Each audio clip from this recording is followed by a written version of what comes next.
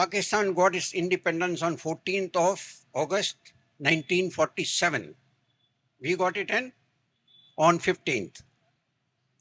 By 20th of August, there were two guys sitting there in Pakistan, one Major Akbar Khan and Major Sher Khan. And both were planning, mind you, on 20th of August, just 5 days or 6 days after independence, how to take over Kashmir. They started planning. Maharaja Hari Singh, who was the king of Kashmir, J&K, he was not willing to accede to India or to Pakistan.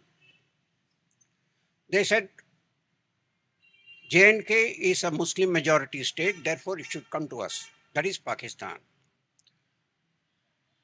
ये हरि सिंह जो है ये मान नहीं रहा बात, तो उसको जबरदस्ती कश्मीर को हमें हड़पना पड़ेगा. They planned it. They first thought that the Pakistani army would come into Kashmir and take it over. Then they realized that the General Garsi would not allow that. General Messervi would not allow that. So the next step was, let us get some people from the northwest frontier province, Pashtuns, give them arms, give them vehicles and tell them, ये राजा जो है ये काफिर है, हमें कश्मीर लेना है, Muslim majority place, you go ahead. By 1st of October, they managed to get a lot of arms. I'm not going into the details of where they got it from. 11 cav, Prince Albert's personal cavalry, ऐसा कुछ नाम है उसका. There was a meeting, they had fixed it up. So on 22nd of October, a large group of tribesmen, along with Pakistani soldiers in civil dress, started moving into Kashmir, and by 26th, they had come up to Baramulla. And Maharaja Hari Singh realized that it's only a matter of time before these guys come into Srinagar and he'll be overthrown. He sent an urgent message to New Delhi. He was told, you have to sign the accession certificate, then we'll be able to help you. He signed the accession certificate on 26th. On 27th, it was accepted by the then Governor General Mountbatten and the Indian Army, the 1st Battalion of the Sikh.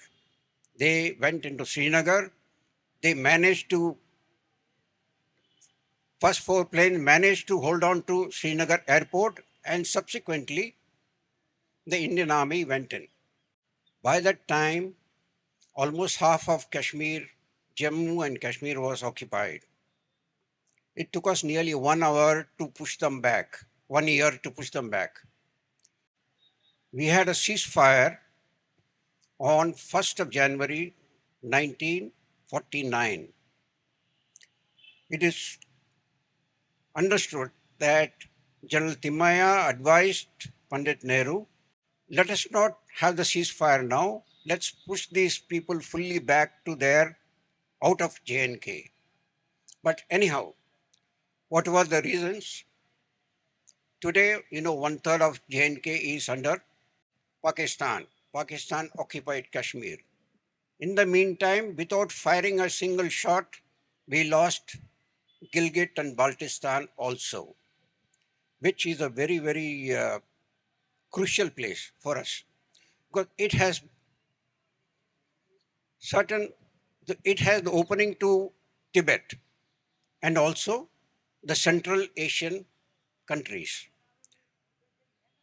There was a major from the English Army who put his commanding officers and the brigade commander under arrest and sent a message to Jinnah, come over. Jinnah sent over his messenger, a governor, and the flag of Pakistan was hoisted on 2nd of November in Gilgit. Our army just have not gone there. We lost Gilgit and Baltistan that way. There was peace for some time. You know what happened in 65? Then you know what happened in 71? Every time they have been trying to come into Kashmir and go back. But Zia-ul Haq took over as the martial law dictator and became the chief of the army staff. He became the number one there. He thought of a different line of action, 1,000 cuts. By the time he was there from 78 to 88, Zia-ul Haq. That was the time when Afghanistan issue had started. And, Taliban was raised, Lashkar-e-Tayyaba was raised. He started sending terrorists into Kashmir Valley. The number of terrorists started increasing, and a time came when the local CRPF and the police said, we can't handle this situation anymore. The army has to be called in. So Rajiv Gandhi did call General Joshi and said, you handle it now. General Joshi said, okay, the army as such is meant for fighting outside. They require to be retrained and reorganized. So the RR, Rashtriya Rifles, were formed.